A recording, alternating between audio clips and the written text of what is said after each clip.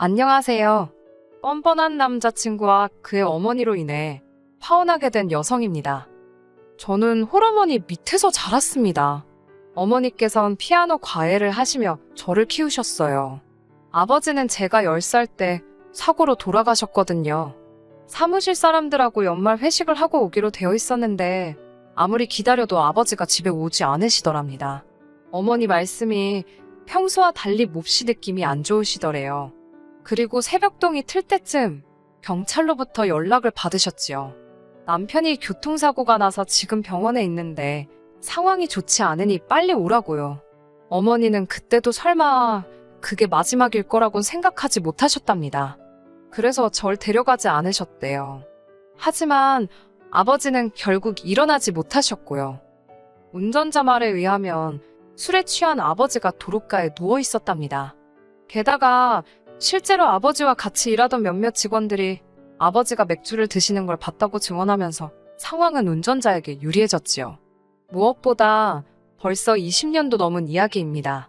그때는 지금처럼 시스템이 잘 갖춰져 있지 않았기 때문에 정확히 어떻게 된 상황인지 알기가 어려웠어요. 상황이 억울했지만 어머니 말씀이 거기에만 매달려 있을 수가 없으셨답니다. 갑자기 아버지가 돌아가셨으니 먹고 사는 걱정이 더 컸다고요. 결국 어머니께선 피아노 과외를 그만두셨고 외할아버지의 도움으로 작은 호프집을 여셨습니다. 재산이 꽤 있으셨던 외조부모님께선 둘째 딸인 어머니를 불쌍히 여겨 어떻게든 도움을 주시려고 했대요. 하지만 이 사실을 눈치챈 이모와 삼촌들이 난리가 났었다네요.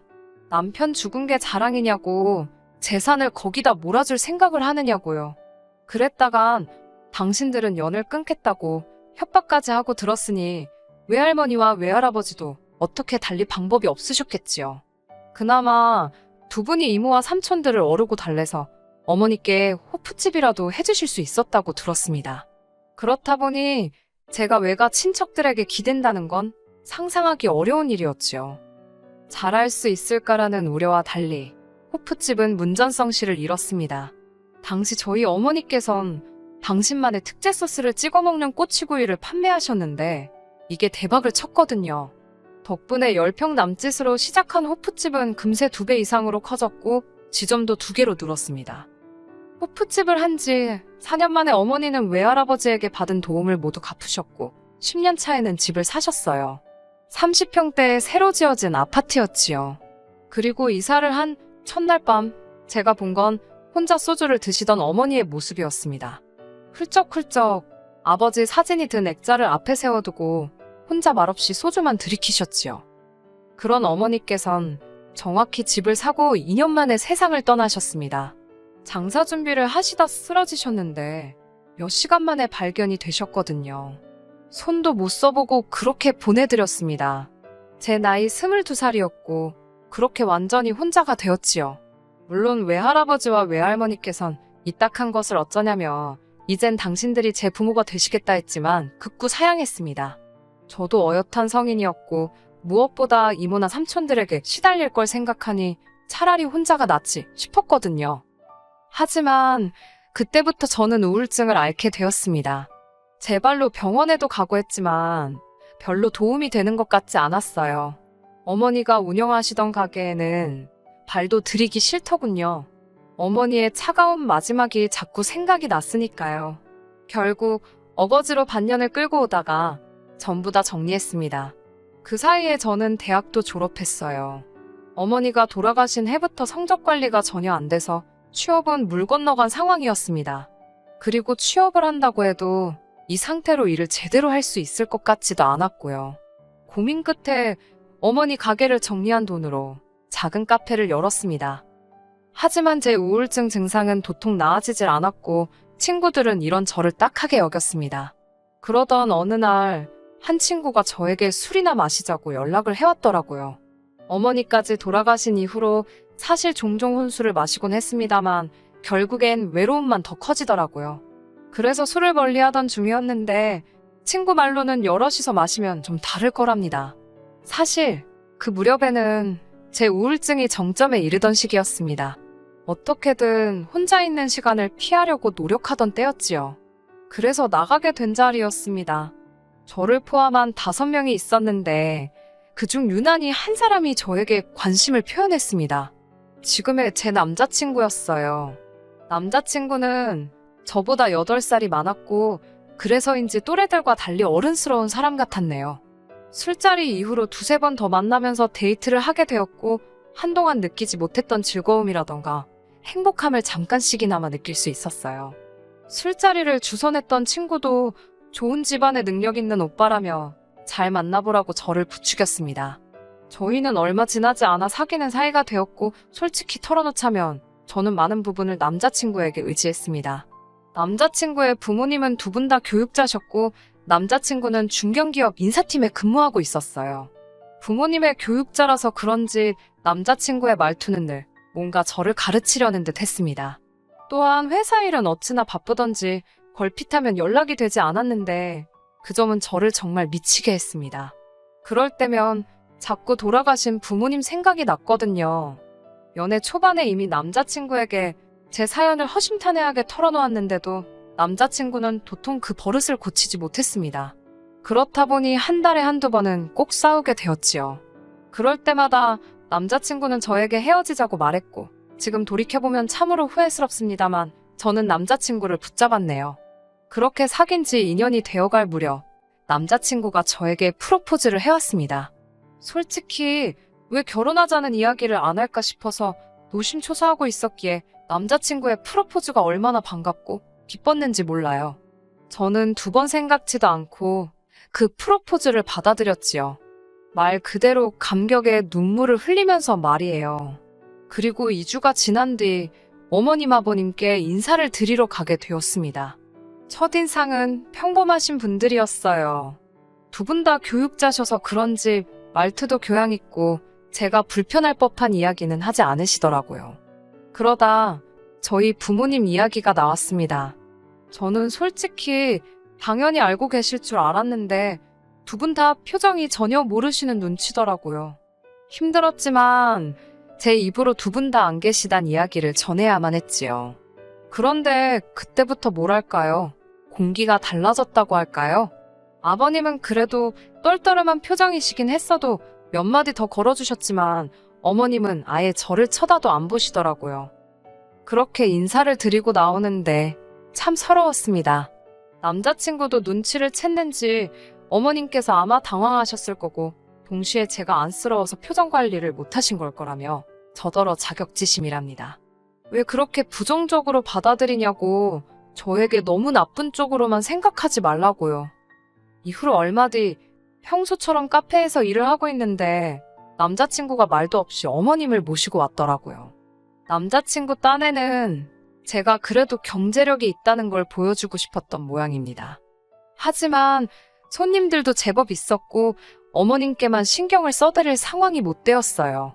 1시간쯤 지나 손님들이 어느 정도 빠지고 나서야 대화를 나눌 수 있었지요. 어머님께서 장사는 잘 되냐고 물어보시면서 저희 어머니가 돌아가실 때 제 앞으로 뭐 남겨놓으신 재산 같은 건 없냐고 단도직입적으로 물어보시더라고요. 아직 남자친구에게도 제대로 말한 적 없던 이야기라 대충 얼버무려서 상황을 넘겨야 했습니다.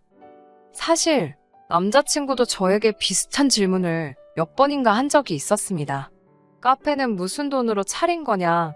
지금 사는 집은 전세냐 월세냐?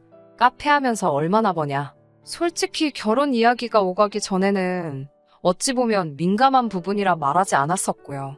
결혼 이야기가 나온 뒤로는 갑자기 재산 이야기를 하는 것도 웃겨서 타이밍을 재고 있었달까요? 그런데 어머님께서 먼저 그런 질문을 하시니 당황스러워서 말이 잘 안 나오더라고요. 그래서 의도치 않게 얼버무리게 되었지요. 그런데 제 대답이 어머님께 탐탁치 못했던 모양입니다. 다시 저에게 한마디도 하지 않으셨으니까요. 이후로 한 달쯤 지난 추석이었습니다. 남자친구 집은 1년에 6번 제사를 지낸다고 들었거든요. 어찌됐건 결혼하겠다고 인사도 드린 상황이고 명절에 혼자 집에 있는 것도 내키지 않았습니다. 그런 제 마음을 안 건지 남자친구가 이번 추석에는 어머님 좀 도와드릴 수 있겠냐고 묻더라고요. 다른 여자들은 어떻게 생각할지 몰라도 저는 남자친구의 제안이 고마웠습니다. 저는 흔쾌히 좋다고 했어요. 그리고는 추석 전날부터 가게 문 닫고 남자친구 본가에 머물면서 시장 가서 장 보는 것부터 청소까지 하루 종일 꼬박 도와드렸지요. 아버님께서는 어머님더러 당신 아주 며느리 복이 있는가 보다고 저에게도 기특하다, 장하다, 요즘 애들 같지 않다며 싱글벙글 좋아하셨습니다. 청소까지 마치고 나니 어느덧 밤 10시가 다 되었고 손님방에서 자게 되었어요. 그런데 다음날 어머님께서 저더러 아침 먹었으면 슬슬 집에 가라고 하시더군요. 솔직히 서운한 마음이 들기 전에 당황스러웠습니다. 당연히 명절을 같이 보낼 줄 알았고 친척분들한테 인사도 드리겠거니 생각했거든요. 하지만 어머님께선 사람 일이 어찌 될 줄 알고 결혼도 안 했는데 인사를 하냐며 어른들이 흉본다고 하시더라고요. 서럽고 구차한 마음에 결국 제가 먼저 인사드리고 나왔습니다. 남자친구도 따라 나오지는 않고 현관 앞에서 조심히 가라고 하더라고요. 남자친구의 입장을 이해 못하는 것도 아니었고 어머님의 말씀도 무슨 의미인지 알아는 들었지만 참 서글펐네요. 게다가 생각지도 못한 문제가 또 저를 기다리고 있었습니다. 그건 바로 남자친구의 재정 상황이었어요. 나이도 저보다 8살이나 많았고 성실하게 직장 생활을 하고 있었으니 당연히 어느 정도 모아둔 돈도 있을 거라고 짐작했지요. 하지만 남자친구 말이 저와 만나는 동안 여기저기 투자를 하면서 생각지 못한 손해를 많이 봤답니다. 저를 행복하게 해주려다 그랬다나요? 어이가 없어서 정확히 그래서 얼마가 남았냐 물으니 4천만 원이 전부라 했습니다. 제가 실망한 표정을 감추지 못하자 너는 얼마나 모았냐고 속물이냐면서 표정이 그게 뭐냐고 짜증을 내더라고요. 어찌됐건 남자친구가 결혼 상대였으니 계속 숨기기도 그래서 저는 고민 끝에 제 앞으로 아파트가 있다고 말했습니다. 어머니가 떠나신 이후로 계속 빈집 상태로 있던 곳이지요. 곳곳에 어머니와의 추억이 깃든 그 큰 집에서 혼자 있자니 부모님 생각도 너무 많이 나고 그럴수록 점점 더 우울해지더라고요. 그래서 팔찌도 새를 주지도 않고 비워둔 상태였어요. 하지만 결혼을 앞둔 마당에 더는 숨기면 안 되겠다 싶었습니다. 그래서 아파트뿐만 아니라 그 밖에 대략적인 재정 상황을 털어놓았어요. 제 이야기를 들은 남자친구는 얼굴에 화색이 돌더군요. 지금까지 그 이야기를 왜 안 했냐며 저더러 맹출합니다. 저는 혹시나 남자친구가 쓸데없는 생각이라도 할까 싶어 미리 그 아파트는 팔지 않을 거라고 확실히 못을 박았어요. 정리할 생각도 없고 마음의 준비도 안 되었다고요. 남자친구는 누가 언제 그 아파트 팔자고 했냐며 걱정 말라 했고요. 그리고 며칠 뒤, 그러니까 지금으로부터 2주 전 주말에 있었던 일이에요. 카페 휴일이라 모처럼 집에서 쉬고 있는데 남자친구가 전화를 걸어왔어요. 어머님께서 병원 진료 때문에 서울에 올라오셨는데 저더러 좀 태우러 와달라더군요. 전화기 너머로 들으니 어머님이 바로 옆에 계신 것 같아서 싫다 소리를 못했지요. 그렇게 어머님과 남자친구가 있는 병원으로 차를 끌고 갔습니다. 두 사람을 태우고 어디로 갈 거냐 물으니 어머님께선 갑자기 제가 물려받았다는 그 아파트에 한번 가보자입니다. 떨떠름하기도 했고 일단 점심은 어쩌시냐고 물으니 아파트만 봐도 배가 부를 것 같다면서 아파트로 가라셨습니다. 어머님께선 전과 달리 저에게 계속 말을 거셨습니다. 이런저런 질문도 하셨고 그러다 물려받은 재산이 얼마나 되는지 물어보시더라고요. 저는 얼떨결에 대답을 했고 어머님께선 남자친구와 마찬가지로 왜 진작에 이야기하지 않았냐며 돌아가신 저희 부모님이 저를 많이 사랑하셨던 모양이랍니다. 그 말이 왠지 제 귀에는 곱게 들리지가 않았지만요. 그렇게 40분쯤 달려 아파트에 도착했습니다. 어머님께서 자꾸 들어가 보고 싶다고 하셨지만 제가 그건 싫다고 완곡하게 거절을 했어요. 그러자 어머님께선 의심스러운 눈초리로 확실히 제 집 맞냐입니다. 어이없는 질문에 짜증이 좀 났지만 어머니와의 추억도 있고 해서 아직 다른 사람을 들일 마음의 준비가 안 되었다고 말씀드렸네요. 그러자 어머님께선 어차피 곧 우리 다 이 집에 들어와서 살 건데 아직도 그래서 어떡하냐입니다. 제가 당황스러워서 무슨 말씀이냐고 되물으려는데 남자친구가 제 말을 막으려는 듯 다른 주제를 꺼내더라고요. 찝찝했지만 일단은 대충 넘어가야만 했지요. 그리고 비로소 그 다음날이 되어서야 남자친구와 이야기를 나눌 수 있었습니다. 남자친구가 전화를 받자마자 제가 어제 그게 다 무슨 소리냐고 물었어요. 다 들어와서 산다는 건 무슨 소리며 내시라니? 그러자 남자친구가 자기가 제 점수 좀 따려고 제가 결혼하면 제 아파트에서 어머님 아버님을 모시고 살겠다 했다고 거짓말을 했답니다. 그러면서 이참에 한번 생각해보래요. 멀쩡한 아파트를 두고 뭐하러 오피스텔 살면서 생돈을 버리냐고요. 그리고 어머님 아버님 두 분 다 이제껏 아파트에서 한 번도 살아본 적이 없으시다며 너무 좋아하실 거랍니다. 남자친구가 떠드는 소리를 듣고 있는데 제 마음이 엄청난 속도로 차갑게 식으면서 동시에 냉정해지더라고요. 갑자기 제가 물려받은 게 있다는 이야기를 듣고 다정해지신 어머님이 솔직히 어이가 없었고 자기 멋대로 거짓말을 해놓고선 절 설득하려 드는 남자친구도 한심해 보였지요. 저는 남자친구에게 이렇게까지 해서 할 결혼인지 모르겠다고 다시 생각해보자 했습니다. 그러자 남자친구는 자기가 판을 다 깔아놨는데 뭐가 문제냐고 따지더군요. 비로소 당당히 허락받고 결혼할 수 있게 되었는데 저더러 정신 차리라나요. 저는 지금 아주 멀쩡하다고 진심으로 헤어지자 했네요. 남자친구는 어이가 없다며 못 들은 걸로 하겠답니다. 그러면서 저더러 어머님 입장에서 생각해보래요. 아들 다 키워놨더니 부모도 없는 여자랑 결혼하겠다고 드는데 속이 안 상하겠냐고요. 그래도 이제나마 다행히 어머님 아버님께서 속상한 마음은 접고 저를 받아주신다는데 왜 고마운 줄을 모르냐며. 고맙긴 개뿔 뭐가 고맙냐 했습니다. 막말로 내가 지금 팔려가는 거냐고 돈 앞에 아무리 장사 없다지만 사람 그렇게 무시하실 때는 언제고 어제는 하루 종일 웃으시느라 광대뼈가 내려오질 않더라고 써붙였어요. 그리고는 더 말하기도 싫다고 내가 눈이 삐었던 것 같다고 전부 없던 이야기로 하자 했네요. 그러자 남자친구가 저더러 후회 안 하냐입니다.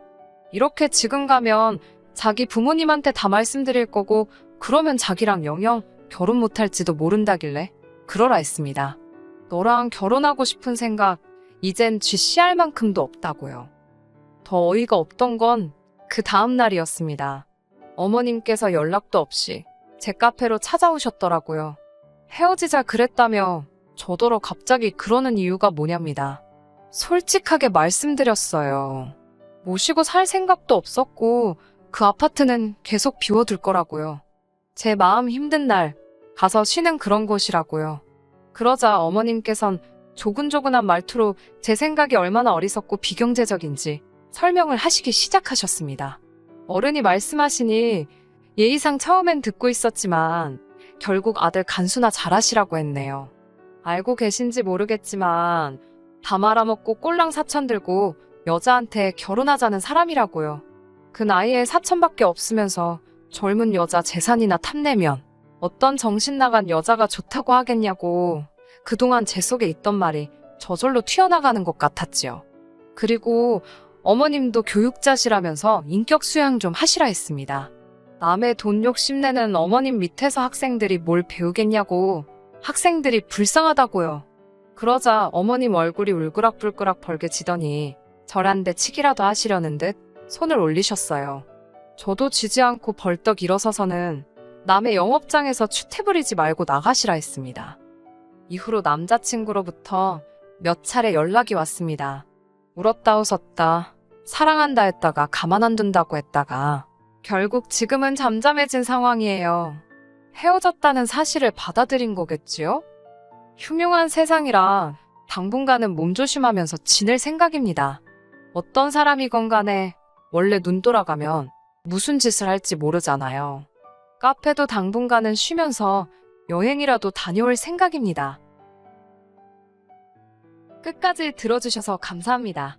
오늘의 사연은 여기까지입니다. 구독과 좋아요, 알람 설정 부탁드리고 더 좋은 사연으로 다시 찾아뵙겠습니다. 감사합니다.